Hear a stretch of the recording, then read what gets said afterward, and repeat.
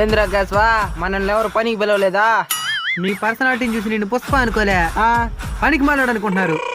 ఇదంతా అవ్వదు గానే ఏదో ఒక బండి ఎక్కేద్దాం పదన్నా. యా బండి ఎక్కుదామా?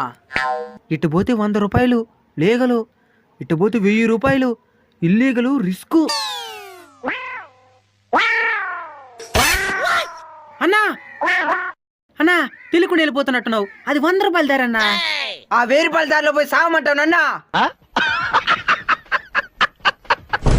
అన్నా ఇటు పోతే సాయంత్రం వస్తావు లేదా డౌట్ అంట.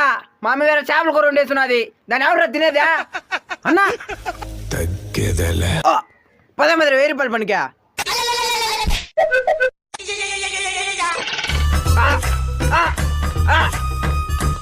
గొర్రెలు కాసేవాడి కత్తితో ఏం పనిరా?